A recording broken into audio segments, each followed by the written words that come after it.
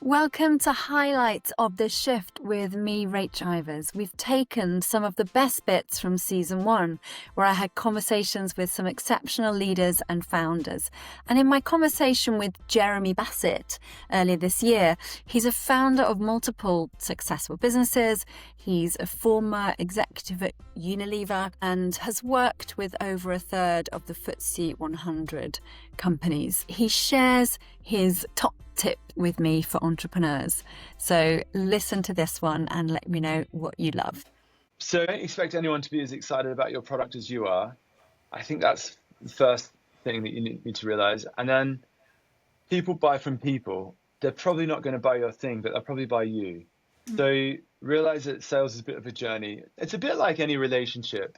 You know, it doesn't matter if it's a relationship with a person, a spouse, a company. It takes time to cultivate. So in the world of consulting, there were some clients that we would talk to for several years, like literally 3 or 4 years before they converted. There were occasionally people that you talked to for 2 or 3 weeks. They were really rare. Most people were 6 to 12 months. That's very normal.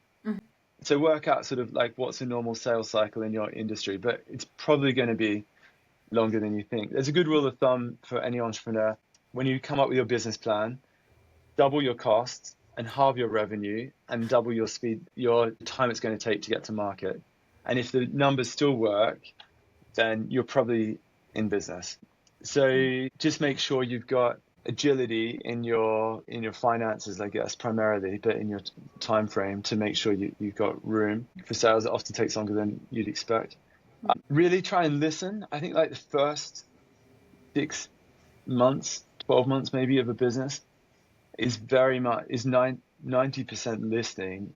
You don't really need to create a pitch deck. I know when I first started my first business, I created a pitch deck and I was desperate to share it with anyone that would listen. That taught me one thing: never share a pitch deck. You're far better off listening, trying to understand the problem that they're looking for, and then you can come back to them.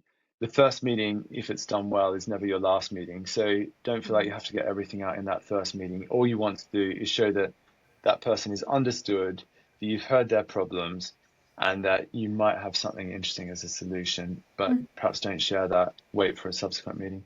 I think lots of lessons you can learn from dating can apply to sales as well. So make it more about the other person. Think much more about like how do you bring value to that relationship rather than how do you extract value. Make it exciting, create a bit of intrigue. You know, you don't propose on your first date. That would scare people off. Same for business. Don't go in with a proposal on your first date. Really just like, who are you? I'd love to understand a bit more about what you're doing type thing. Hopefully lots of tips and advice for us all to chew on there.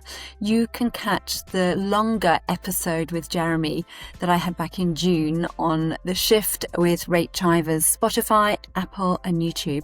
Why not subscribe and you can get more conversations with inspiring leaders? Or also follow me on LinkedIn. If you search Rachel Ivers, Leadership Consultant, you can find me there.